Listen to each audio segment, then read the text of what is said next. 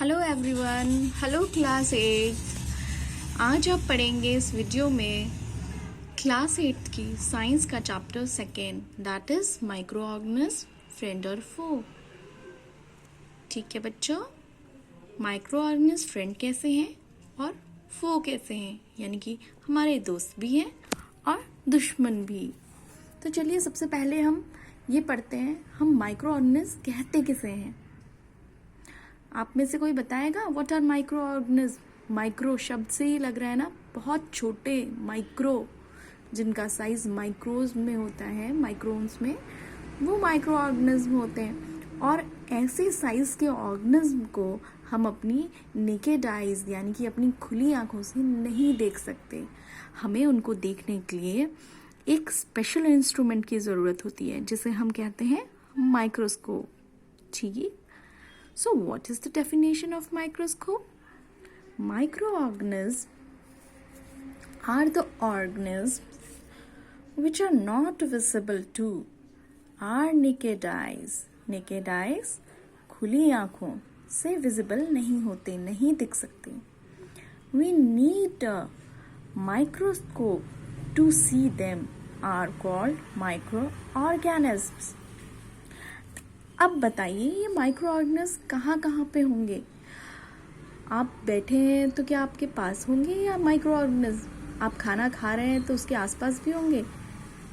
हाँ, सब जगह होते हैं ये माइक्रो ऑर्गेनिज्म, बस हमें दिखाई नहीं देते। अगर आप बच्चों एक एक्टिविटी करें जिसमें हम पता लगा सकते हैं माइक्रो ऑर्गेनिज्म कहाँ कहाँ हैं। इस एक्टिविटी में क्या करेंगे, आप एक पॉन्ड से, आपके आसपास अगर कोई पॉन्ड है वहाँ से, या फिर कोई नाला है, कोई भी चीज़ जहाँ पर पानी बह रहा है, वहाँ से आप पानी की एक ड्रॉप ले आइए। या फिर वो अवेलेबल नहीं है तो आसपास आपके सॉइल होगी, सॉइल उसको उठा के ले आइए, एक बाउल में उसको डालिए और उसमें आप क्या करिए, थोड़ा सा वाटर ऐड कर लीजिए। ठीक, फिर आपको उसमें से एक ड्रॉप एक स्लाइड में रखनी है। ठीक, और उस स्लाइड को आप माइक्रोस्कोप के अंडर ऑब्जर्व करेंगे अगर। ठीक है, आपको स्पेशल इंस्ट्रूमेंट लेना ही पड़ेगा, क्योंकि अगर माइक्रोस्कोप के अंडर आप नहीं ऑब्जर्व करेंगे आपको नहीं दिखाई देंगे। तो आप उसमें क्या देखेंगे, you will see many micro organism moving on the slide in the drop of a water. कुछ तो आपको मूव करते हुए दिखाएंगे, those are motile micro organism, यूँ चलते हुए से दिखाई देंगे। आप जब स्लाइड को देखेंगे माइक्रोस्कोप के नीचे तो आपको कुछ माइक्रो ऑर्गेनिज्म यूँ धीरे धीरे चलते हुए से दिखाई देंगे, तेज से यूँ चल रहे हैं, और कुछ आपको चलते हुए नहीं दिखाएंगे। Some are non motile micro organism. ठीक, अब बच्चों हम कैटेगरीज पढ़ेंगे माइक्रो ऑर्गेनिज्म की, क्या क्या कैटेगरी हैं। तो let's see what are the categories. One is bacteria, other one is fungi, then next one is protozoa, fourth one is algae. Here I have written virus also, virus भी लिखा है मैंने, bacteria तो लिखा ही है, fungi, protozoa, algae and virus, but एक cut लगा रखा है। क्यों लगा रखा है? Virus is also a micro organism, I mean it is a microscopic organism which is seen under the microscope, but it has different features different than other members of this group. इसलिए हमने 8th class में क्या किया, bacteria, fungi, protozoa and algae को पढ़ा है as 4 broad classes of microorganisms, और इसको हमने अलग से पढ़ा है वायरस को। ठीक है, although it is also microscopic but we are studying virus as a different organism. Okay, why we are studying वो अभी हम पढ़ाएंगे आपको, इसी लेक्चर में आपको बताऊंगी मैं। चलिए तो सबसे पहले हम बैक्टीरिया को देखते हैं। ठीक, बैक्टीरिया को देखेंगे, बैक्टीरिया का शेप देखते हैं। बैक्टीरिया का शेप है स्फेरिकल यानी कि राउंड शेप, रॉड यानी कि सिलेंडर का सा शेप है ना, एंड स्पाइरल। चलिए मैं आपको डायग्राम से दिखा देती हूँ। हाँ, तो what is the rod shape called? Bacilli, bacilli बोलते हैं हम रॉड शेप बैक्टीरिया को, एंड कोकाई कहते हैं हम जो स्फेरिकल इन शेप बैक्टीरिया होते हैं, और कुछ बैक्टीरिया का शेप स्पाइरल भी होता है। ठीक है बच्चों, और मोस्टली जो बैक्टीरियाज होती हैं बेटे, ये कॉलोनीज में पाई जाती हैं। They are found in colonies. इनको ग्रुप में रहना पसंद होता है, तो दे लिव इन कॉलोनीज। तो कुछ एग्जाम्पल अगर बैक्टीरिया के हम लें तो E coli is one of the example of bacteria. Now going to fungi. Fungi have no chlorophyll in them. आपने 7th क्लास में ही पढ़ा है कि जिनमें क्लोरोफिल नहीं होते वो कौन सा मोड ऑफ न्यूट्रिशन लेते हैं? Heterotrophic mode of nutrition. तो फंजाई कौन से मोड से सर्वाइव करते हैं? या तो सेप्रोफिटिक मोड लेते हैं या पैरासिटिक मोड। ठीक, और ये आपने डिटेल में पढ़ा है 7th क्लास में।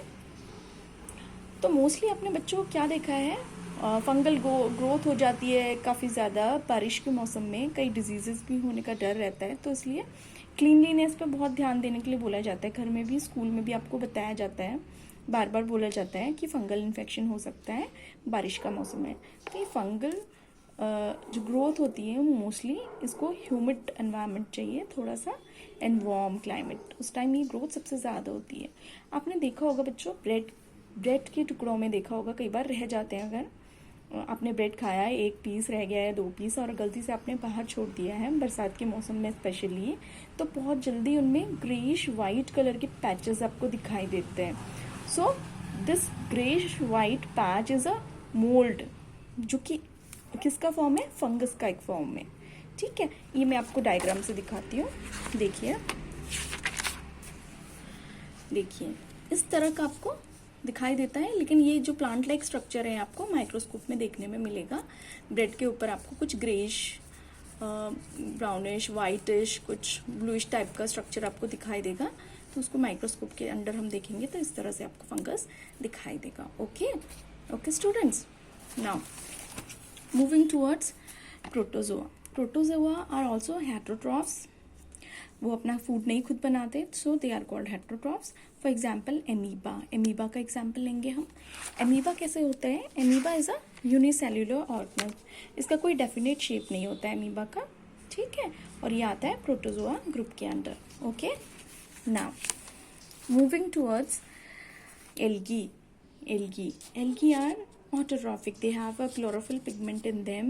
मोस्टली जो ग्रीन कलर की लेयर बनी होती है वाटर के आसपास, आपने देखी होगी पॉन्ड में या कहीं पर आप पानी वाली जगह पे जाओगे तो ग्रीनिश जिसमें आप फिसल भी जाते हो कई बार, तो वो that is algae. For example spirogyra and Chlamydomonas, ये सारे एग्जाम्पल हैं एल्गी के।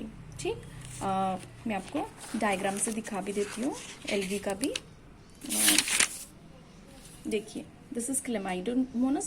It's mostly seen in pond water, and this is Spirogyra. Mostly it is also seen in water. Okay, flowing water में आपको दिख जाता है Spirogyra. Then now moving towards virus.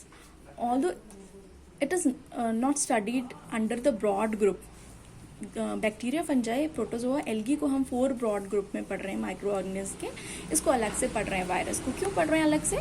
Cross लगाया इसीलिए मैंने 4 ग्रुप में, हम आप इन्हीं को याद करोगे। And virus is also microscopic organism, but इसको आप अलग से इसलिए पढ़ रहे हैं बिकॉज इसके जो फीचर्स हैं, like it can reproduce, replicate only when it is inside a host. जब ये होस्ट के अंदर होगा तभी ये रेप्लिकेट करेगा या रिप्रोड्यूस करेगा। जो भी फंक्शनिंग है, लिविंग फंक्शनिंग, ये करेगा जब ये होस्ट के अंदर होगा। क्योंकि बाहर ये रहता है तो ये नॉन लिविंग की तरह एक्ट करता है।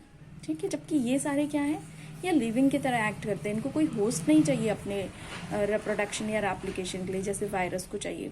सो virus is a border line between living and non living. For example these days कोविड-19, आप बहुत सुन रहे हैं ना कोविड-19 के बारे में।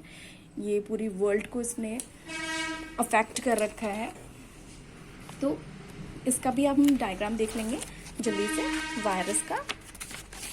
This is the diagram. इसके स्पाइक्स हैं इस वायरस के, ठीक है, ये अटैच कर लेते हैं होस्ट के अंदर जाके, फिर होस्ट के डीएनए, होस्ट की जो भी मशीनरी है होस्ट की, उसे यूज करके ये उसकी बॉडी के अंदर रेप्लिकेट करते हैं। यूजुअली हम कह सकते हैं वायरस एक विलन है, ठीक है, जो क्या कर रहा है, सब चीज बुरा ही कर रहा है बॉडी के अंदर जाके। Okay, so we are studying virus in different category. क्योंकि हमारे जो और ग्रुप हैं उसमें कुछ यूजफुल थिंग्स भी हैं, बट वायरस मोस्टली ये डिजीज़ कॉजिंग ही है और ये बॉडी को बहुत बुरी तरह से अफेक्ट कर देते हैं। ठीक, ओके। सो बच्चों, अगर आपको मेरा लेक्चर अच्छा लगा तो आप इसको शेयर करिए अपने फ्रेंड्स के साथ, ताकि वो भी इससे बेनिफिट ले सकें। और नए वीडियोस देखने के लिए आपको सब्सक्राइब करना है, ताकि कोई भी नया वीडियो में डालूं तो उससे रिलेटेड वीडियो का लिंक आपके पास आ जाए। Okay, thank you students.